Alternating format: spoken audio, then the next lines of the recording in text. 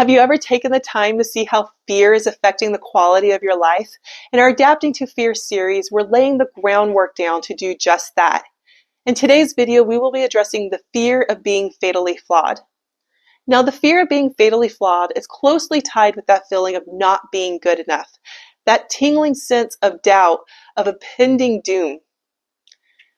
And it's a bit tricky because the fear of fatally flawed is directly linked to your weaknesses.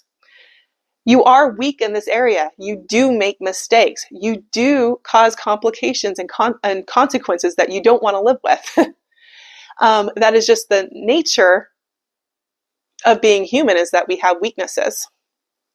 Now, how we adapt to fears can lead to relationship issues. And the fatal flaw, fear in particular, can really hinder your ability to properly evaluate situations and people.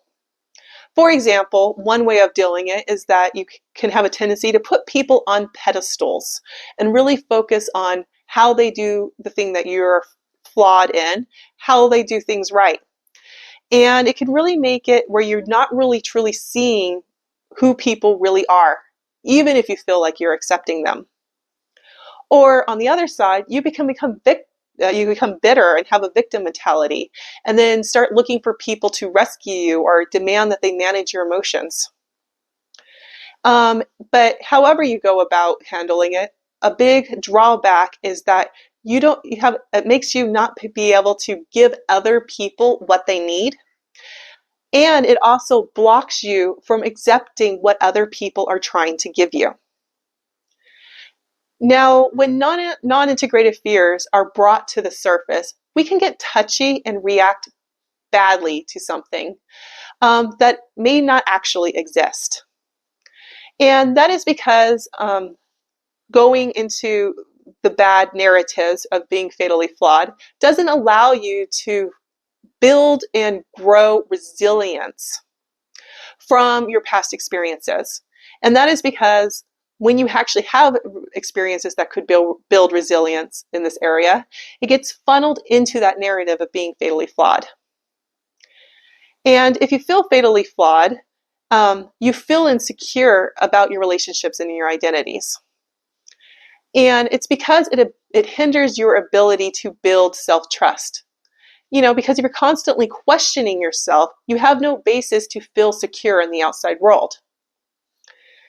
So we have a couple of tips to help start to develop that better relationship with this fear of being fatally flawed.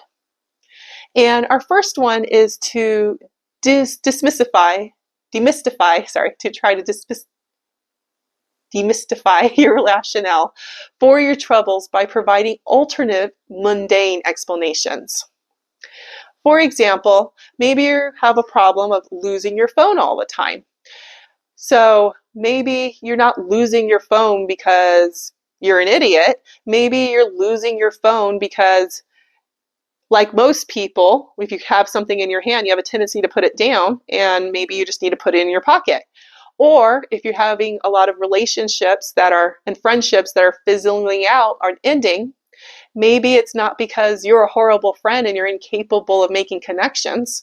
Maybe it's because, just like most friendships, places in your lives have just changed, and you guys have gone in different directions, maybe have different values, and you've just gone different ways. That is the way that most friendships do. You have your friendship for a time, and then you go your separate way. Or maybe the reason why you didn't get that promotion at work isn't because you suck at your job or your boss has something against you. Maybe the other person who got the job just happened to outshine you in that one category that they happen to be weighing the most on. It doesn't have to be something unfixable in your identity or something on why things go wrong. Our second tip is spend time separating your sense of self from your behavior. Now, while your behavior is extremely important and a part of your identity, it is malleable and can change without disrupting your sense of self. So going back to some of our examples, like you don't want to think, man, I lost my phone again. I'm such an idiot that I can't keep track of things. You need to be able to look at it objectively apart from yourself. So like I said, being fatally flawed, the reason why you're having these issues is because there is an issue there. But it's not because you're an idiot. It's because for some reason you're an adult and maybe you've gotten to a point where you have a job and a life, but yet you haven't been able to develop that executive skill of spatially tracking things. And that's your weakness. Maybe spatially tracking things is just your weakness. And if you can take that outside yourself and just be like, okay, there's the problem. Not you having the being able to track these things in real time. If it's separate from yourself, then you can start filtering out and start catching solutions to your problems, like keeping your phone in your pocket maybe, or getting a tracker. Those things can become more apparent to you if you don't put them in your identity. If you just think about it every time, like, I'm such a idiot that can't keep track of things, it really limits your ability to be able to see and process solutions. So there we have it. That's our video on the fear of being fatally flawed. Please check out the rest of our Adapting to Fear series. And I hope this video helped, and I hope to see you in another video. Have a great rest of your day.